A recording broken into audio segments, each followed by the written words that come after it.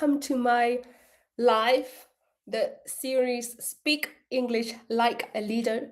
Today, we have a special topic, um, and we are going to talk about how to give a great talk in English as a non native speaker. Welcome. We're going to speak English, and also at the end, I'm going to briefly summarize in French.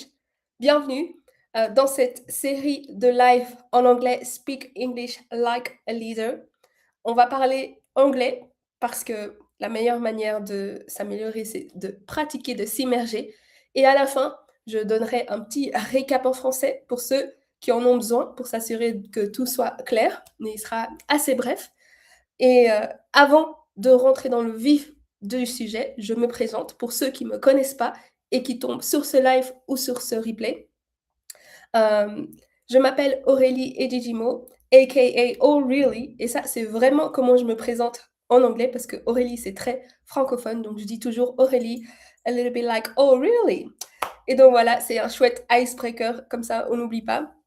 Bref, moi, j'ai remarqué que beaucoup de dirigeants francophones se sentent mal à l'aise en anglais ou frustrés parce qu'ils ne communiquent pas comme ils le souhaiteraient, comme peuvent le faire en français. Et pourtant, le cerveau est extraordinaire et eux aussi, ils sont extraordinaires. Moi, je les aide donc à déverrouiller ou dérouiller leur anglais oral pour gagner en impact, en crédibilité, en confiance aussi et en opportunité dans leur échange à l'international.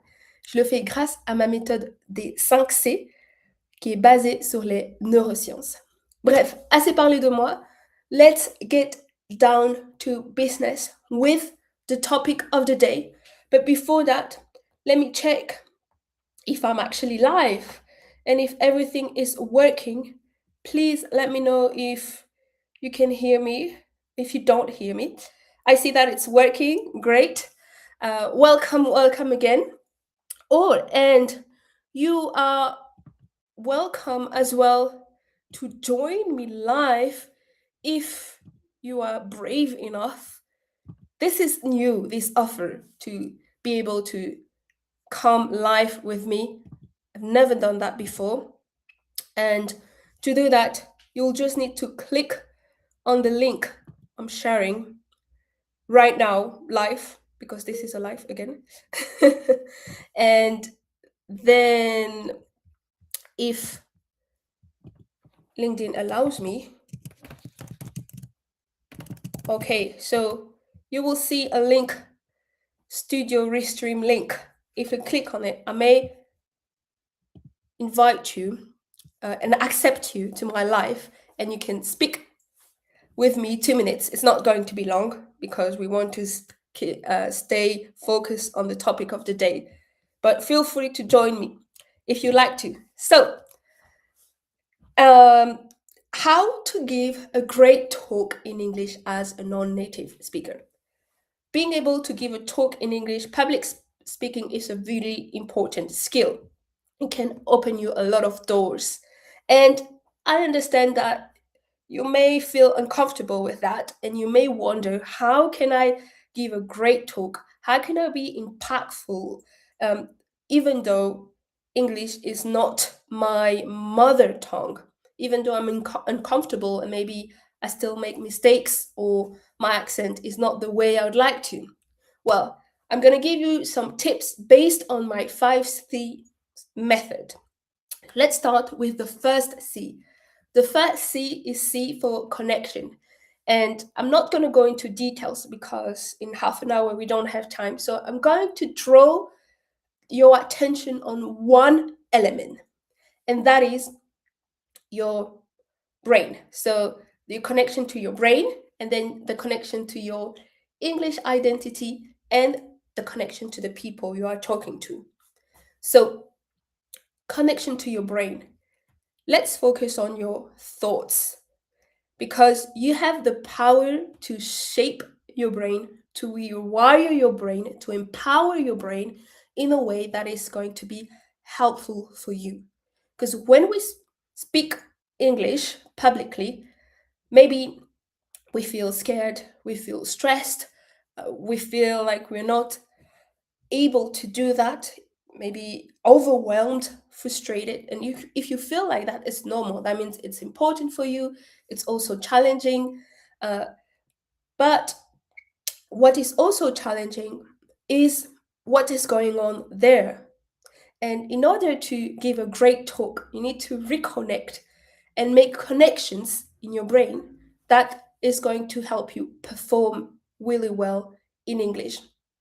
And one thing is to, one way to do that is to shift your focus to something that is going to be useful, leaving the thoughts that are going to weaken you to thoughts that are going to empower you.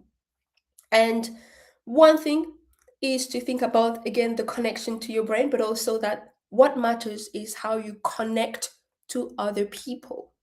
And this is not a motivational speech where we just think everything is beautiful, everything is easy. No, it's not about lying to yourself, but it's about thinking straight and pause a moment. First, being aware of your thoughts. When you think about the idea of giving a great speech in English, what do you think about? What are your thoughts? And are those thoughts useful? Think about that for a moment. And then switch your focus to something that is going to help you. If you have the opportunity to give a speech in English, then that's already positive. You can be thankful that you have that opportunity and thinking, great, I have that opportunity. Maybe if you have made mistakes, you can think, okay, I can learn from my mistake and I can focus on what matters. That is connecting to others and switching the focus from yourself. How do you feel? Maybe afraid, thinking about what people may think about yourself, to others. How do you want others to feel? How do you want others to perceive when they listen to you? And you will see that will make a big difference. And you will be able to deliver a great speech, a great talk in English. Then we're still with the first C. C for connection, connection to your English identity. One thing when we think about speaking English, we think about maybe our accent, we think about how do we sound in English. We think that we are not the same in English than we are in French. And this is normal. You are a different person. And actually, this is proven. I have a newsletter about that. You can look it up on Substack if you'd like to. It's proven that we are really different when we speak another language because the language is attached to another culture, it's different sounds. So it's normal that you feel different in English. You need to accept that difference and just embrace your new identity. See it like a new element of your identity, a new facet of your identity that step by step is being developed, something that you will nurture over time. And actually, your identity makes you unique, it makes you authentic, and you need to embrace that. Even the fact that you're not speaking perfectly can make you more memorable. So connect to your English identity, accept it, embrace it, love it, I would say. Learn to love it. And then the connection to others, of course. This is, I'm going to repeat it over and over again throughout the whole life, right? And if you're joining me live right now, welcome. Feel free to ask questions in the chat. Oh, I've seen one. Feel free to ask questions in English or in French. Bienvenue dans ce live. Si vous me rejoignez maintenant, vous pouvez interagir en français ou en anglais. And let's continue. We were with the 5C's method and talking about connection, the first C, connection to others. Remember that great speakers are not speakers that speak like AI perfectly with no mistakes. They are speakers who can connect. And how can you connect? By making yourself clear, by being understood. And this is not about perfection, it's about clarity, it's about connection. So one tip now is to have that in mind. Don't rush and focus on the right element. Second, c'est merci Axel pour ton commentaire. Bientôt, j'introduirai d'ailleurs Axel. So let's continue to the second C. C for context. Context makes all the difference. So if you like to give a great talk in English, think about the different context in which you are going to talk or you are already talking. Is this a conference talk? Is it a team presentation? Is it a keynote? And then observe the context. Observe speakers from which you can get inspiration. Observe what you like, what you don't like. Observe the do's and don'ts in those different contexts and really learn to master the context, to be comfortable in that and see what you can apply or maybe what you would like to do differently from those people that you observe. Write it down and practice. Practice makes perfect and makes you a greater person, actually. You're going to be more efficient. So let's continue. We were with the first two C's. We saw connection and context. Now let's move on to content. When we think about speaking in English, we think about speaking a good English, an advanced English, maybe a perfect English. And if that's your goal, well, that's great. It's great that you have ambition and you want to work on it. But here, the content actually is your key message, is about what you're going to deliver. It's about bringing value because you can have a perfect English, an advanced English, a C2 English. But if you don't bring value, then you're not going to give a great talk. People are not going to appreciate it. It's about what the audience needs. So remember, we switch our focus, as we said with the first C, connection, to connecting to others by delivering great content, by delivering value. All right. And this, you can do that even if you are imperfect, if your English is not that perfect or that fluent as you'd like to, right? So that was the C for content. Now let's move on to the C for clarity.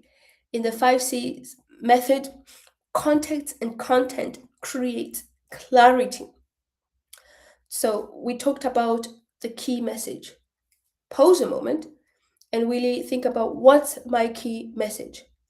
And from there, you're going to have clarity as to what are the right key notes and key phrases. You can start brainstorming the words that are going to help you be impactful, that are going to help you transmit who you are, maybe your mood, maybe even some jokes, because we think about how do we want the audience to feel if we want them to relax for a moment.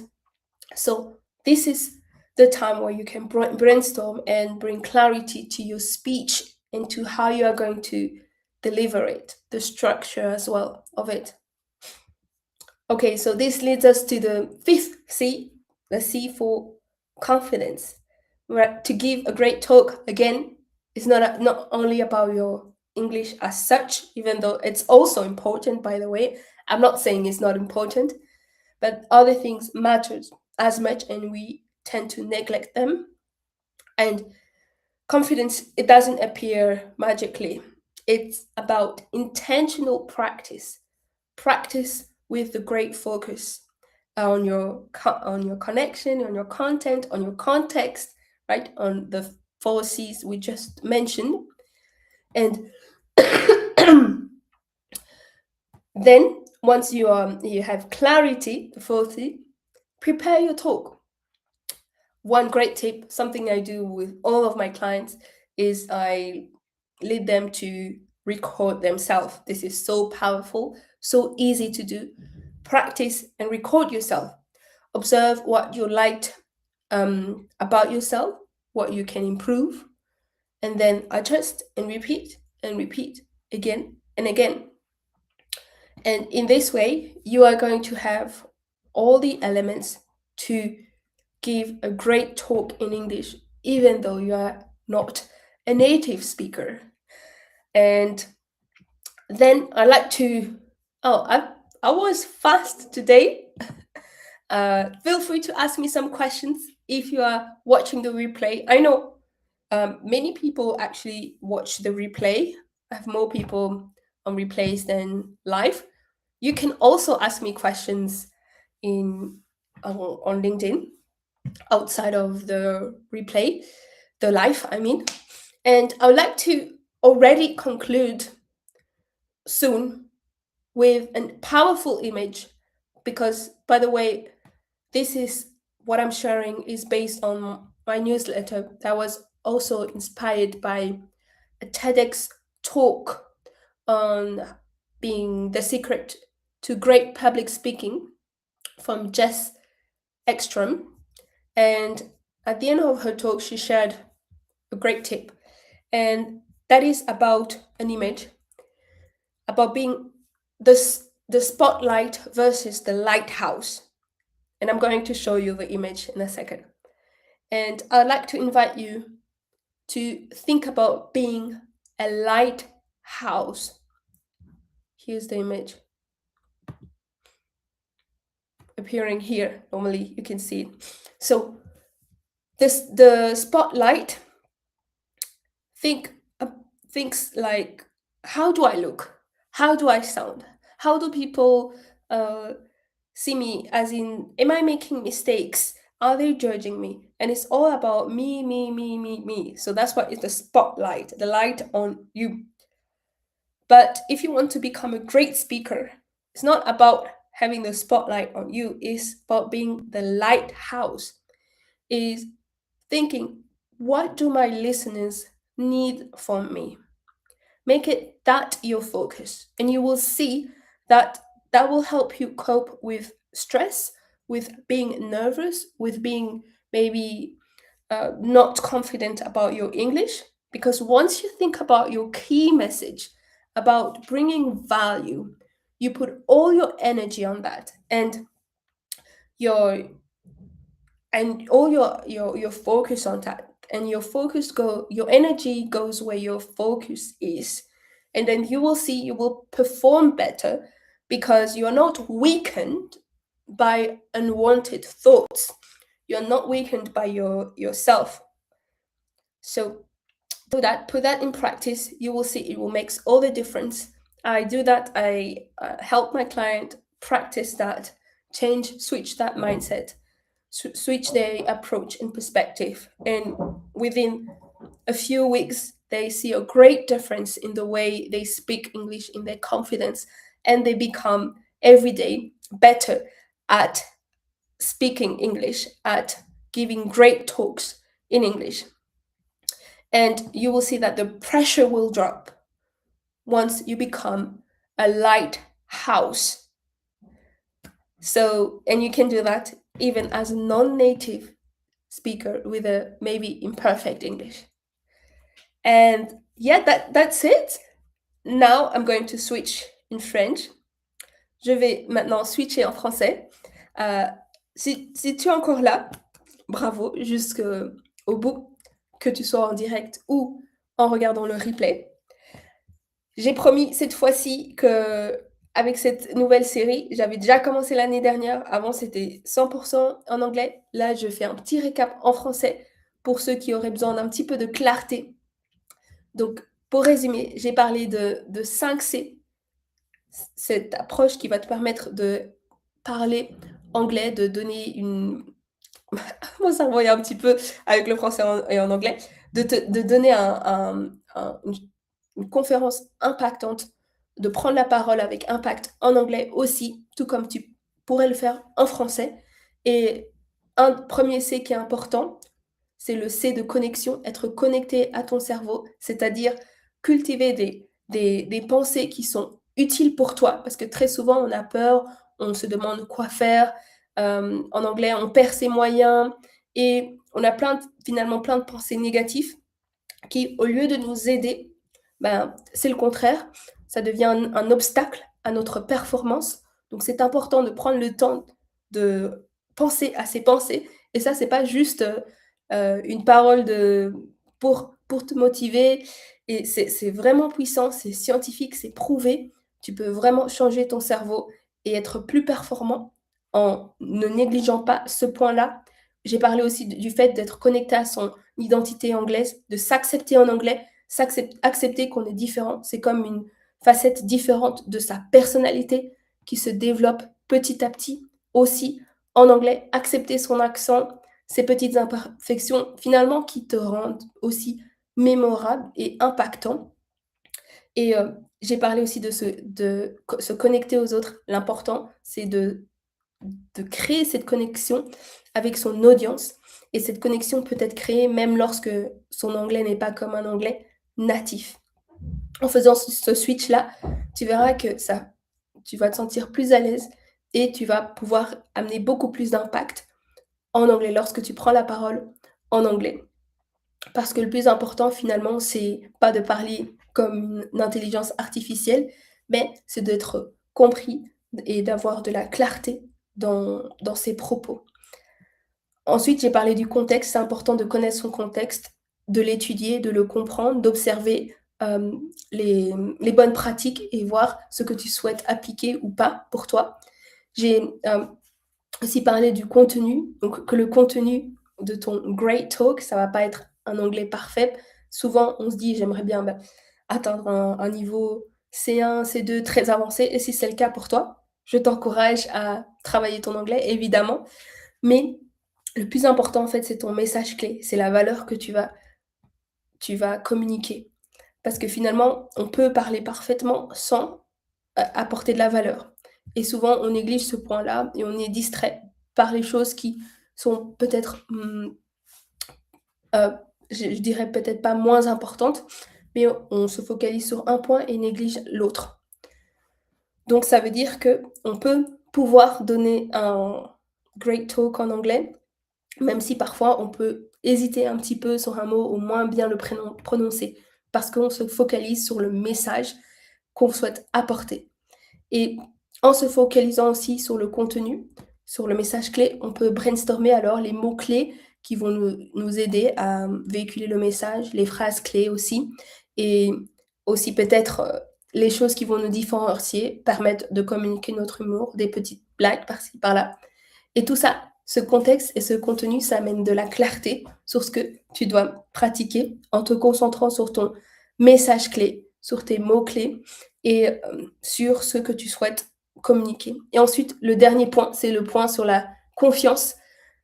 Et je, la confiance, elle vient pas de manière automatique, ça vient finalement avec une pratique intentionnelle, en suivant en suivant son contexte, son contenu, etc. Et un conseil super, super puissant que j'utilise toujours avec mes clients et même pour moi-même, c'est de se préparer, bien évidemment. Ensuite, de s'enregistrer, de regarder l'enregistrement et voir ce que tu as aimé, ce que tu as moins aimé et ajuster. Et ensuite, répéter et répéter, encore et encore. Et pour terminer, je t'invite à être spotlight, je ne sais pas comment le dire en français, une lumière spot, un spot. Je t'invite à être un phare, lighthouse, au lieu d'être une lumière spotlight. Donc, la lumière spotlight, elle pense que à soi, comment est-ce que je fais des fautes, est-ce qu'on me juge, moi, tout est centré sur soi. Mais pensez à être plutôt ce phare qui est centré sur les autres et vraiment saisir les besoins des autres. Et c'est vraiment, vraiment puissant de faire ça. Toutes des personnes avec qui je travaille ce point-là, ils disent qu'en quelques semaines, ils remarquent que leur connexion aux autres, leur communication est beaucoup plus impactante quand ils ont arrêté de se mettre autant de pression, parce que finalement, avoir la lumière sur soi, ben, on a toute la pression. Et switch, changer leur focus sur, les autres, sur ce qu'ils vont apporter, sur la valeur qu'ils vont apporter et qui peuvent le faire aussi en anglais, même si leur anglais n'est pas si parfait que ça, à un niveau très avancé comme ils pourraient l'imaginer que c'est nécessaire. Donc voilà, j'ai fini et je serais très, très intéressée de parler avec toi, d'échanger avec toi. Contacte-moi, pour que je puisse avoir ton retour d'expérience en anglais. Si tu as des idées de sujets que tu souhaites voir dans ces lives, partage-les-moi pour que cette série Speak English Like a Leader soit réellement utile et apporte de l'impact, que je puisse pratiquer tout ce que je viens de partager, amener de la valeur et me concentrer sur les personnes qui m'écoutent, sur leurs besoins. Donc voilà, merci si tu es encore là jusqu'au bout, que ce soit en live ou en replay. Je te vois donc mercredi prochain à 13h pour 30 minutes de Speak English Like a Leader. Bye!